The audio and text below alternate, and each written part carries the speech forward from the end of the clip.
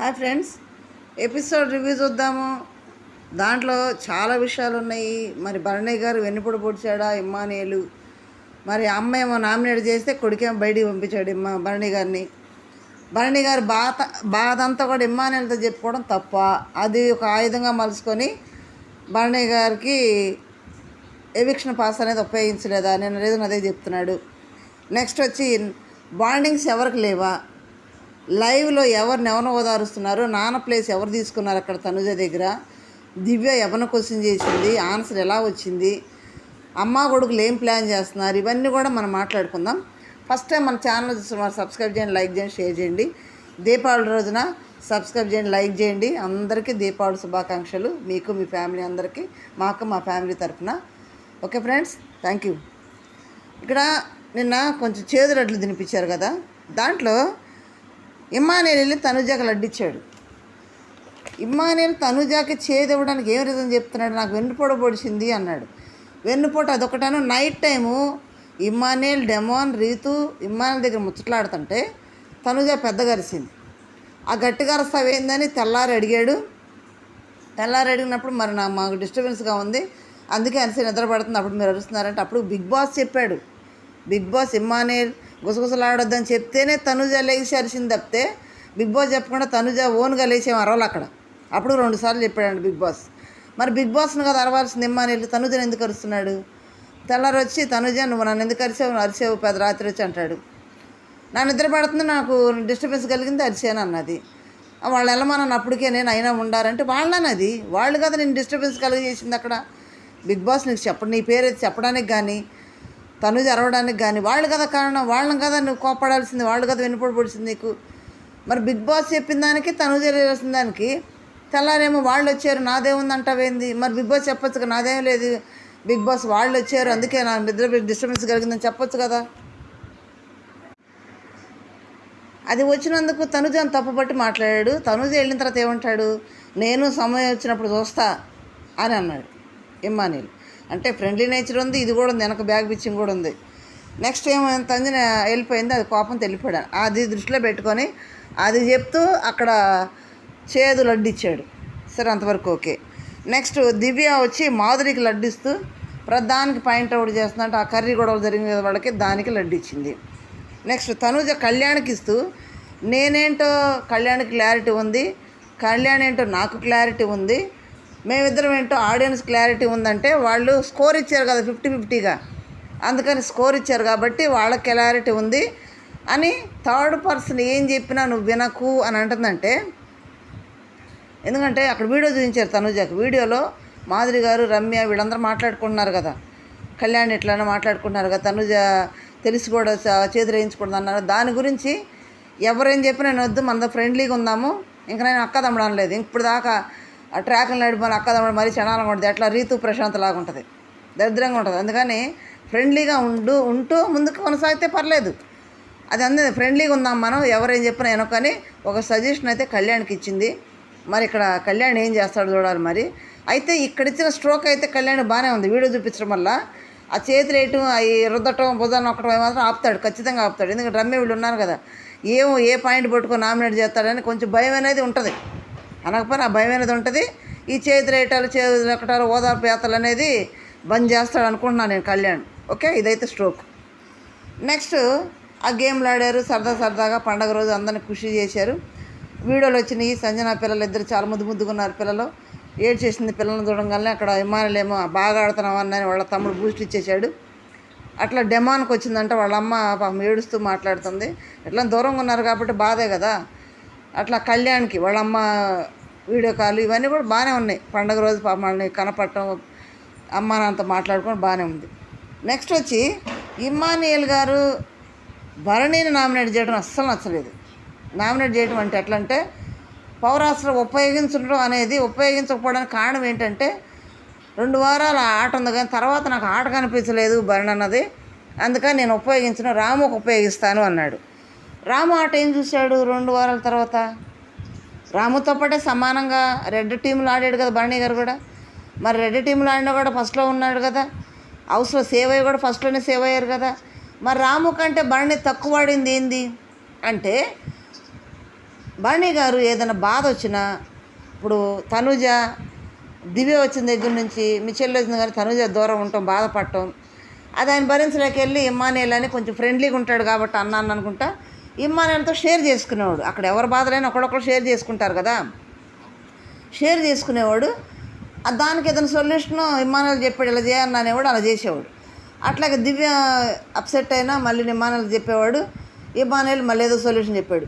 ఇదంతా ఏమైందంటే భరణి గారు వాళ్ళ బాధ అంతా కూడా అక్కడ చెప్పడం వల్ల ఇమ్మానుయేల్ ఏమైందంటే అరే అన్న ఈ బాండింగ్లో ఉండిపోతున్నాడు, దీంట్లో ఉండిపోయి మైండ్లో అదే పెట్టుకుని ఆలోచిస్తున్నాడు కదా, గేమ్ మీద కాన్సన్ట్రేషన్ చేయట్లేదు అన్నట్టు తను ఊహించుకున్నాడు. గేమ్ మీద కాన్సన్ట్రేషన్ చేయకపోతే అన్ని సేవ్ జోన్లో ఫస్ట్ ఉండరు. 5 గేమ్లు ఆడి ముందు గేమ్లు ఆడారు, 2 సార్లు కెప్టెన్ కంటెండర్ అయ్యాడు. ఆ ఫస్ట్ వాళ్ళు టార్గెట్ చేసి బట్టి రీతు చేయబట్టి అక్కడ అవలేకపోయాడు. మరి ఇవన్నీ ఉన్నాయి కదా, అంటే గేమ్ ముందు ఈ బాండింగ్ అనేది ప్రతిదీ వెళ్ళి ఇమ్మానుయేల్తో షేర్ చేసుకోవటం భరణి గారు ఇమ్మానుయేల్కి చులకనైపోయాడు. భరణి గారు ఏదైనా బయట కూడా చూడండి, కుటుంబ విషయాలు వేరే వాళ్ళతో చెప్పుకున్నారనుకోండి, అదేదో వీళ్ళ బాధతో చెప్పుకుంటే వాళ్ళు చులకనగా తీసుకునే ఛాన్సెస్ ఉంటాయి. బయట జరిగిందంటే హౌస్లో కూడా అదే జరిగింది సేమ్. తన బాధ దివ్యతో బాధ అయినా సరే, తనుజతో బాధ అయినా సరే, వీళ్ళు బయట నుంచి వచ్చిన వాడు వైల్డ్ కార్డ్స్ ఏలెత్తి బాండింగ్లో ఉన్నావు, సేఫ్ జోన్లో ఉన్నావు, సేఫ్ గేమ్ ఆడుతున్నావు అని నొక్కి నొక్కి నొక్కి నొక్కి నొక్కి అంటుంటే ఆ భరణి గారు తట్టుకోలేక ఇమ్మానుయేల్తో డిస్కస్ చేస్తుంటే బాధతోటి, తర్వాత తన బాధని ఎందుకు వీళ్ళకి ఎన్నిసార్లు చెప్పాలి, ఏం బాండింగ్ ఉంది, నా ఆట ఆడుతున్నాను కదా, నా ఆట ఉంది కదా, ఆట చూడకుండా ఇదే ఎందుకు చూస్తున్నారని కూర్చొని ఆలోచించటం. ఇదంతా కూడా ఇమ్మానుయేల్కి ఏమనిపించిందంటే ఆ బాండింగ్ జోన్లోనే ఉన్నాడు, వాళ్ళిద్దరి గురించి ఆలోచిస్తున్నాడు, వాళ్ళిద్దరు గెలవాలి, వారిద్దరు ఆడాలని అదే ఆలోచిస్తున్నాడు కానీ గేమ్ మీద కాన్సన్ట్రేషన్ చేయలేదనేది ఇమ్మానుయేల్ ఆలోచన. అదే విధంగా బయటకు కూడా అదే వెళ్ళిపోయింది, బయట ఆడియన్స్ కూడా అదే అనుకున్నారు. నెక్స్ట్ ఏంటంటే ఇమ్మానుయేల్ బాండింగ్ బాండింగ్ బాండింగ్ అంటున్నాడు.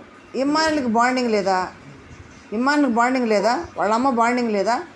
మరి వాళ్ళ అమ్మ కోసం క్యాప్టెన్సీ కూడా సాక్రిఫైస్ చేశాడు కదా, అది బాండింగ్ కదా. తర్వాత ఇమ్మానుయేల్ ఒక స్కిట్ రూపంలో ఏదో ఒకటి రోజుకు 2 స్కిట్లో ఏదో ఆడుతున్నట్టు పాడుతున్నట్టు ఎంటర్టైన్మెంట్ చేస్తూ ఆ ఎంటర్టైన్మెంట్లో ఎవరిని ఇన్వాల్వ్ చేస్తున్నాడు, ఈ బాండింగ్ సంబంధించిన బాండింగ్స్నే హైలైట్ చేశాడు. నాన్న కూతురు, కూతురు నాన్న, మా మామ మీ కూతురు ఫోన్ ఇయ్యి, ఇట్లా స్కిట్లో భాగంగా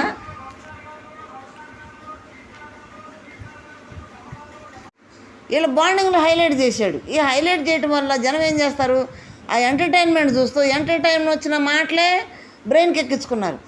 వాళ్ళ బాండింగ్ని హైలైట్ చేసి బయట ఎక్కువగా పంపించిందే ఇమ్మానుయేల్ ద్వారా ఆ బాండింగ్ని అంత ఆడియన్స్లోకి వెళ్ళడానికి అవకాశం కలిగింది. అక్కడ ప్రతి స్కిట్లో ఇప్పుడు చెల్లెనో అన్నానో అక్క మామయ్యనో కూతురనో ప్రతి దాన్ని తనుజతోటి కామెడీ చేస్తా కూడా బాండింగ్గా నిలబడి చేయటం, ప్రతిదానికి కూతురు తండ్రి అని. ఇది బాగా బాండింగ్ బయటకు వెళ్ళిపోయింది, బాగా ఆడియన్స్ మైండ్లో దూసిపోయింది. బాండింగ్ అనేది ఇంత హైలైట్ అవ్వడానికి ఇమ్మానుయేలే కారణం. దానికి నిన్న కూడా నన్నని గోంగార్చిద్ది తనుజ అంటున్నాడు. నిన్న కూడా తను ఎంటర్టైన్మెంట్ చేస్తున్నాడా లేదంటే ఇలా బాండింగ్నే హైలైట్ చేసి బయటికి పంపించాడంటే రెండు జరిగినాయి. ఆడియన్స్ కూడా అదే బుర్రలోకి ఎక్కించుకున్నారు. ఆయన ఆట ఆడినా కానీ ఆ ఆటలన్నీ కూడా ఒక మూలకి వెళ్ళిపోయినాయి బాండింగ్ వాళ్ళు. దానికి కారణం సేఫ్ గేమ్ ఆడుతున్న ఇమ్మానుయేలే కారణం దానికి ఒకటి. నెక్స్ట్ వాళ్ళ అమ్మ కోసం కెప్టెన్సీని త్యాగం చేశాడు కదా, అది బాండింగ్ కదా. మరి నైట్ టైం కూర్చొని జరిగిన విషయాలను డిస్కస్ చేస్తాడు అమ్మ అది ఇది అని. తర్వాత ఆ ఎల్లో టీంలో ఆడతా కూడా సంజన మరి రెడ్ టీంలో ఉండే ఇమ్మానుయేల్ హెల్ప్ చేసింది కదా, అది బాండింగ్ ఉండబట్టే హెల్ప్ చేసింది. మరి అది బాండింగ్ కదా, అది బాండింగ్. మరి ఆ బాండింగ్ అవునా కాదనేది మీరు కామెంట్ చేయండి, ఆడియన్స్ ఆలోచించుకోవాలి అది. నెక్స్ట్ శ్రీజ కళ్యాణ్ ఉన్నారు. మొన్నటిదాకా వాళ్ళ అన్నాజీళ్ళు వాళ్ళ బాండింగ్ లేదా? ప్రియా ఉన్నప్పుడు ప్రియా కళ్యాణ్ తమ్ముడు వాళ్ళ బాండింగ్ లేదా? ఎవరు బాండింగ్ లేవు అక్కడ. బాండింగ్లు ప్రతి ఒక్కళ్ళు బాండింగ్లు ఏర్పాటు చేసుకుంటారు. ఇప్పుడు మాధురి గారు వచ్చారు, అందరూ అక్కని అందరు పిలవట్లేదా? మరి బాండింగ్ గారు కొంతమంది అన్నాను కూడా అన్నారు. మరి వాళ్ళ బాండింగ్లో హైలైట్ కాలేదు. దివ్య బాండి గారిది, తనుజ బాండి గారిది అంత హైలైట్ ఏం చేశారంటే ఇమ్మానుయేల్ స్కిట్లో అట్లా ఇన్వాల్వ్ చేయడం వల్ల ఎక్కువ అయింది. మరి 2 వారాలు తనుజ బాండి గారు మాట్లాడారు, బాండింగ్ ఉంది. దివ్య వచ్చిన దగ్గర నుంచి ఆయనకు మైనస్లు మరీ ఎక్కువైపోయినాయి. ఎప్పుడైతే దివ్య వచ్చి ఫస్ట్ ప్లేస్లో బాండి గారిని పెట్టిందో, ఆ బాండి గారు ఫస్ట్ ప్లేస్లో పెట్టిన దగ్గర నుంచి కూడా బండి గారు అరే నేను తోపు తురుముని ఎక్కువ పెట్టేసింది అన్నట్టు కొంచెం హెవీగా ఆలోచించినట్టున్నాడు. దివ్య ఏం చేసింది, ఆయన మొలవ చెట్టు ఎక్కించింది అంతే. దివ్య సేఫ్ గేమ్ ఆడేసింది అక్కడ. ఈ విధంగా పాపం అన్ని దిక్కులో కూడా భరణి గారే దెబ్బ అయిపోయాడు. అని ఏంటంటే కొంచెం నాన్న అనేటప్పటికి అక్కడ కొంచెం పెద్దోడు కాబట్టి ఆ పిల్లకి సపోర్ట్ చేశాడు, తప్పలేదు. వాటర్ ట్యాబ్లో కూడా సపోర్ట్ చేశాడు, కూతురులా బాగా చూసుకున్నాడు. అది మైనస్ అయింది. తన గేమ్ కంటే కూడా ఈ బాండింగ్లో మైనస్ అయింది, ఎక్కువ అయినప్పుడు మార్నింగ్. నెక్స్ట్ ఇమ్మానియల్ కొంచెం కూడా ఎందుకు ఆలోచించలేకపోయాడు. సంజన గారు నామినేట్ చేసింది, ఇక్కడ ఇమ్మానియల్ ఏమో ఎవిక్షన్ పాస్ ఉపయోగించను అన్నాడు, గేమ్ లేదని. ఇక్కడ ఎవిక్షన్ నామినేషన్ చేసిన తర్వాత కూడా సాక్రిఫైస్ చేసింది కదా సంజనాకి ఇమ్మానియల్ భరణి గారు. మరి సాక్రిఫైస్ ఎందుకు గుర్తుపెట్టుకోలేదంటే అసలు సాక్రిఫైస్ చేయాల్సిన అవసరం ఎందుకు వచ్చింది భరణి గారి కంటే రెండు రీజన్లు. ఒకటి, ఇమ్మానియల్ సంజన గారు ఎలిమినేట్ అయ్యి బయటికి వెళ్ళిన తర్వాత ఇమ్మానియల్ భలే ఏడ్చాడంట. అన్న నాకు సంజన గారిని చూస్తే మా అమ్మ గుర్తు వచ్చింది, నేను ఆ ఒళ్ళో పనుకుంటే మా అమ్మ ఒళ్ళో పనుకున్నట్టు ఉంటుంది, నేను ఎవరిలో పనుకుని ఏడవాలన్నా అని నాకు చాలా బాండింగ్ ఏర్పడింది అన్న, సంజన గారు లేకపోతే మా అమ్మ లేనట్టే ఉంది నాకని భరణి గారిని ఓటేసుకుని ఏడ్చాడంట చాలాసేపు. అది పాపం భరణి గారి దృష్టిలో ఉంది, అయ్యో పాపం వెళ్ళింది సడన్గా వెళ్ళేటప్పటికి ఇదైపోతున్నాడు అనేది దృష్టిలో ఉంది. నెక్స్ట్ వచ్చి అక్కడ సంజన స్టేజ్ మీద కొండి అన్న నాకు సాక్రిఫైస్ చేయలేకపోయావు, నన్ను నామినేట్ చేసావు అన్నది కదా. ఈ రెండు పాయింట్లతో అరే ఇటు అమ్మ అనే ఇది పోగొట్టుకుంటున్నాడు ఇమ్మానియల్, సాక్రిఫైస్ చేస్తే లోపలికి వస్తా కదా ఇమ్మానియల్కి వాళ్ళ అమ్మనే దొరుకుతుంది కదా అనేది బండి గారి ఆలోచన. అది ఆలోచించలేకపోయాడు ఇమ్మానియల్.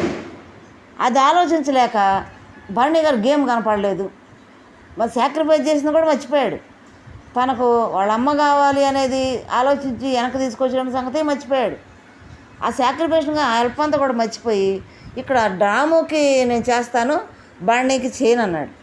ఇప్పుడు ఆడియన్స్ తోటి భరణి గారు బయటకు వచ్చినా ఇమ్మానియల్ ఎవిక్షన్ పాస్ ఉపయోగిస్తే ఇమ్మానియల్ సేవ్ అయిపోయేవాడు. ఎంతమంది జరగలేదా, కాజల్ మన సన్నీతో జరగలేదా, కాజల్ వల్ల సన్నీకి ఎవిక్షన్ పాస్ వచ్చింది, మరి కాజల్కి ఉపయోగించాడు కదా. అట్లా ఇక్కడ కూడా చేస్తే పోయేది. రాముని మెత్తి పెట్టుకున్నాడు కానీ, ఎందుకంటే రాము బాగా ఆడతాడు, రాము కూడా ఆడాడు అంటలా మనం. ఇక్కడ భరణి గారు సేఫ్ గేమ్ ఆడాడు అంటే ఆడాడు, కొంత ఆడాడు, ఆడలేదని అంటలేదు మనం. సేఫ్ గేమ్ ఆడాడు, బాండింగ్లో ఉన్నాడు. కానీ ఎవరికి లేవు బాండింగ్లు, ఎవరు సేఫ్ గేమ్ ఆడలేదు అక్కడ సేఫ్ గేమ్ ఆడందే ఎవరు కూడా ఉండలేరు అక్కడ. కొంత రియల్ ఉంటుంది, కొంత సేఫ్ ఉంటుంది, కానీ ఆ సేఫ్ అనేది ఎక్కువసేపు దాగదు అక్కడ.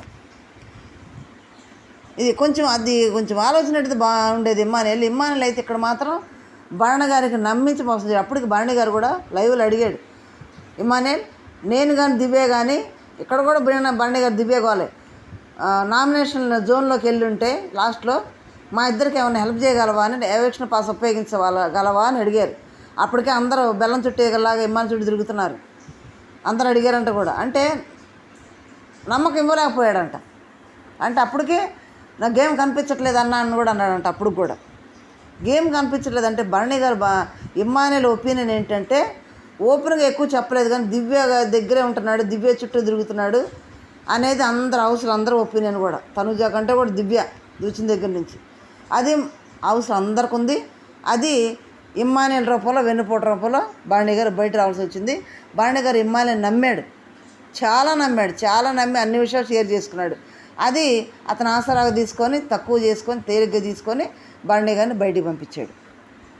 లేకపోతే భరణి గారు స్టేజ్కి బయటికి రావటం ఏంటి, ఆయనకంటే చిన్నపిల్లలు ఆడున్నారు. అది జరిగింది. నెక్స్ట్ లైవ్లోకి వచ్చేటప్పుడు భరణి గారు వెళ్ళిన తర్వాత ఇక వాళ్ళ కూతురు అసలు వెళ్ళకముందే ఏడ్ చేసింది కదా. నాకు సర్వీస్ అడిగి తనుజ ఏమని చెప్పాలనంటే, నేను మా నాన్నకి 3-4 సంవత్సరాల నుంచి దూరంగా ఉన్నాను, ఆ ప్రేమ భరణి గారి దగ్గర నాకు దొరికింది. భరణి గారు రాగాలి ఎందుకు మా నాన్న పిలిచాను. కానీ దివ్య ఒక 2-3 వారాల నుంచి బయట నుంచి వాళ్ళు వచ్చిన దగ్గర నుంచి కూడా వాళ్ళు బాండింగ్ అంటే నాన్నని దూరంగా పెట్టే, నాన్నతో మాట్లాడలేకపోయాను అని వెళ్తాడేమో అనిపిస్తుంది నాకు అని చాలా బాధ వేసిందని ఏడ్చింది. ముందుగానే తనుజ ఏడ్చింది, తనకు అనిపించింది, ముందుగానే గెస్ చేసింది భరణి గారు వెళ్తారని. ఏడ్చింది, బయట కూడా ఏడ్చింది.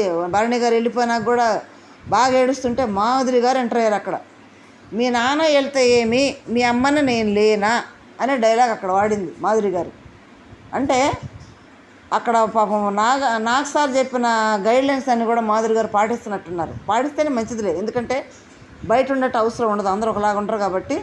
కొంచెం మాధురి గారు మంచి మనసే, కొంచెం ఆ వాయిసే కొంచెం చెప్పేది మంచిదే కానీ కటుగా చెప్పడం వల్ల అది కొంచెం ఎబ్బెట్టుకుంటుంది అంతే. నిన్న మన వీడియోలో కూడా మాధురి గారు చెప్పేదంటో తప్పే లేదని చెప్పుకున్నాం మనం. అది చెప్పేది కొంచెం స్మూత్గా చేస్తే పోయేదని నాకు సార్ చెప్పారు, మనం కూడా అదే అనుకున్నాం. ఇక్కడ మరి స్మూత్గా అయిపోయింది. తనుజ ఏడుస్తుంటే నువ్వు ఏడవద్దు, నాన్న వెళ్తే నా అమ్మ నేను ఉన్నాను కదా చాలాసేపు ఓదార్చింది, నా పక్కనే ఉండాలి, నువ్వు మన ఇద్దరం వంట చేయాలి, వీళ్ళందరూ వండి పెట్టాలి, నువ్వు ఏడవద్దు, నేను ఉన్నాను కదా నీకు ఏదైనా సరే నాతో చెప్పు, నాతో షేర్ చేసుకొని తనుజని చాలా బాగా ఓదార్చింది. నెక్స్ట్ దివ్య వెళ్ళి ఇమ్మానుయేల్ వెళ్ళాడు దివ్య దగ్గరికి. వెళ్ళగానే భరణి గారు అటు నీకు కనిపించలేదా అని ఇమ్మానుయేల్ క్వశ్చన్ చేసింది. ఇమ్మానుయేల్ లేదు నాకు 2 వారాలు ఆడ బాగుంది కానీ తర్వాత లేదు అని చెప్తే మళ్ళీ ఇమ్మానుయేల్ వెళ్ళి వాళ్ళ అమ్మ దగ్గరికి వెళ్ళి మరి ఇది బాండింగ్ అంటారా. వాళ్ళ అమ్మాయిన సంజన దగ్గరికి వెళ్ళి దివ్య నన్ను ఎట్టు అడుగుతుంది, భరణి గారు ఆడ కనిపించలేదు అడుగుతుంది, అమ్మ నేను తప్పు చేశానా అంటే సంజన అంటే లేదు నువ్వు చాలా కరెక్ట్ చేసేవరా, చూడు మంచిగా చేసేవరా అని సంజన చెప్తుందా. మరి అలా అమ్మాయిన సంజన గైడ్లైన్స్ తీసుకుంటున్నాడు కదా అక్కడ, మరి ఇది బాండింగ్ కదా ఇమ్మానుయేల్ దృష్టిలో. అంటే నువ్వు మంచిగా చేసేవారంటే ఆ ఆట నువ్వు బాగా ఆడలేదు బాణి అని అడుగుతుంది దివ్య నన్ను అని ఆమె చెప్తున్నాడు వెళ్ళి. తర్వాత పాప సుమన్ కూడా ఉండి ఎమోషన్ అయిపోయి చేసాడు. ఏడంగానే తనుజ సుమన్ ఓదార్చింది, ఏదో డైవర్ట్ చేసి మాటలు నవ్వించి డైవర్ట్ చేసి. అట్లా అందరికీ బాధగానే ఉంది. ఇప్పుడు రీతు నామినేట్ చేసిందంటే హామీ ఇచ్చి నెరవేర్చలేదని రీతు నామినేట్ చేసింది.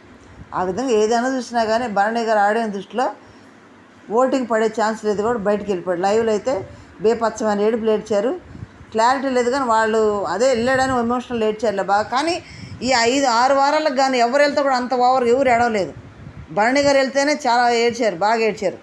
వాళ్ళు కొంచెం ఎమోషన్ అనేది 6 వారాలు కదా ఎఫెక్షన్ బాగా పెరిగినట్టుంది, ఏడ్చారు. ఇదైతే లైవ్లో జరిగింది. ప్రోమోకి వచ్చేటప్పటికి ప్రోమోలో ఇమ్మాన్లేమో 5 నామినేట్ చేయాలి, ఆయేషా 2 నామినేట్ చేయాలి. ఆయేషా డైరెక్ట్గా రీతునే నామినేట్ చేస్తుంది. అసలు రీతు అంటే ఆయేషా పట్టలేదు, ఆయేషాకి రీతు పట్టలేదు. మధ్యలో డెమాన్, ఈ డెమాన్ కోసం అనుకుంటున్నారు వీళ్ళిద్దరం ఖచ్చితంగా అంతే. రీతునేమో డెమాన్కు దూరం చేయాలని ఆయేషా ఏమో రీతు ఏమో ఆయేషా వచ్చి మా ఇద్దరి మధ్య దూరుతుందని ఆ రీతు గొడవ. ఏమన్నా లవ్ ట్రాక్ పెట్టుకోవడానికే వచ్చేవి నువ్వు అని మొహాన నేస్తుంది, డైరెక్ట్గా నేస్తుంది. ఎందుకని ముందు నామినేషన్ రాగానే అంది కదా మీ బాండింగ్లో నేను దూరి మరి మీరు కట్ అయితే అయ్యారు, లేదంటే నేనే దూరి కట్ చేస్తాను అంది కదా. దానికి నిన్న రీతుకి ఆయేషా గొడవ జరుగుతున్నా కూడా లైవ్లో మొన్న డెమోన్ వెళ్ళాడు మధ్యలో, మా ఇద్దరి మధ్యలో నువ్వు ఎందుకు వస్తున్నావు డెమోన్ క్వశ్చన్ చేసింది. ఆయేషా అయితే వీళ్ళ బాండింగ్లో తగ్గొడితే గురిగట్టలేదు, కానీ ఆయేషాకి మాత్రం బాండింగ్ కావాలి. మరి 3వ రోజు ఏడ్ చేసింది అక్కడ, నాకు ఎవరైనా హెల్ప్ కావాలి బాండింగ్ కావాలని. కాకపోతే అక్కడ స్ట్రైట్ ఫార్వర్డ్ లాగా మొహం మీద చెప్పేస్తుంది, ఈ యాటిట్యూడ్ నాకు పనికిరాదు అనేది చెప్పేస్తుంది. ఉండాలి రీతుకు తగ్గట్టే ఉంది ఆయేషా కూడా. మరి ఇద్దరు ఎవరో డిఫెండ్లో చూడాలి మనం. ఆ రీతుని డైరెక్ట్ నామినేట్ చేసేసింది. ఇమ్మాన్లేమో కళ్యాణ్ని, తనుజాని, రమ్యాని, దివ్యాని నామినేట్ చేస్తూ ఉన్నాడు. ఇట వాళ్ళ 5 7 మా తర్వాత ఒకళ్ళొకరు నామినేట్ చేసుకోవాలంటే కూడా రాము కూడా ఆడాడు, సాయి శ్రీనివాస్, రాము వీళ్ళు కూడా ఆడారు. మొత్తం 8 మంది నామినేషన్లో ఉన్నారు. అంతే నామినేషన్లు అయితే 5 కదా ఇమ్మానుయేల్ నామినేట్ చేసేది. 5 అయితే ఇమ్మానుయేల్ని దులిపి వదిలిపెట్టారంట డిఫెండ్ చేసుకోవటంలో. ఈయన ఏదో చెప్తాడు, వాళ్ళు డిఫెండ్ చేసుకుంటారు కదా, బేపచ్చమని గొడవ అంట, బేపచ్చమని డిఫెండ్ చేసుకున్నారంట. మామూలుగా ఉండదు ట్విస్టులు. అది పూర్తిగా లైవ్లో అయిపోయినా చూద్దాం. ప్రోమో ప్రకారం ఇది ఉంది. మరి మీ ఇష్టమైన కంటెస్టెంట్ ఎవరో చూసుకొని జాగ్రత్తగా ఓటేసుకోవడానికి ప్రయత్నం అయితే సాయంత్రం ఎపిసోడ్లో చేసుకోండి. ఇప్పటి వరకు అయితే భరణి గారు సేఫ్ జోన్లోనే బయటకు వెళ్ళాడా, మరి ఇమ్మానుయేల్ వెన్నుపోటు పొడిచాడా, అది అనేది క్లియర్గా ఏదైనా పాజిటివ్ నెగిటివ్ చిన్న కామెంట్ చేయండి. లైక్ చేసి షేర్ చేసి సబ్స్క్రైబ్ చేయండి.